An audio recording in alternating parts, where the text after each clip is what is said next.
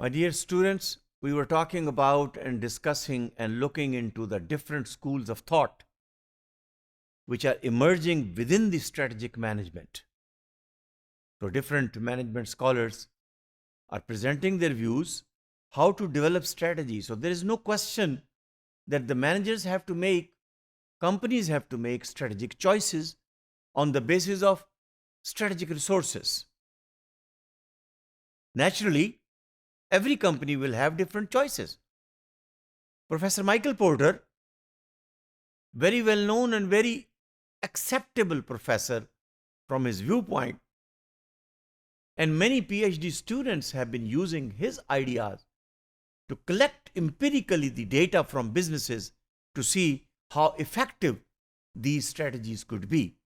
He wrote a book, Competitive Strategy, where he gives those simple tools which companies can use to analyze their competitive position. Because this is very important that analysis should be done. But question is, should we more focus on the market, external environment, or should we more focus on the internal environment, on the strengths and weaknesses? Choices are different. And naturally, on the basis of the choices, on the basis of the resources, you will exploit and develop your position. Professor Michael Porter gave the generic strategies for positioning. Remember those 4 strategies? Focus on cost, becoming a cost leadership, focus on niche market, focus on an appeal to the mass market. And keeping that, the generic strategies could be cost leadership, differentiation, cost focus, or differentiation focus. And to manage these strategies to develop the competitive advantage,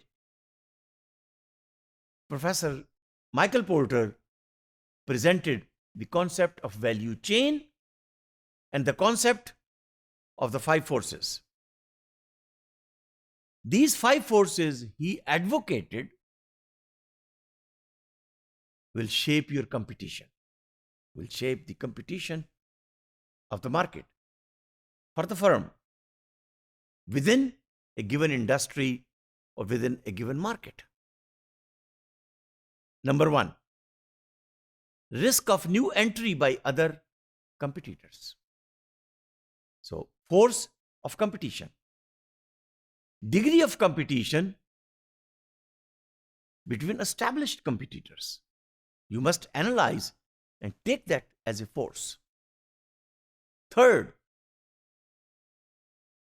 bargaining power of the consumers, buyers, customers. They can also dictate that that's the price we are going to pay for your product or for your service.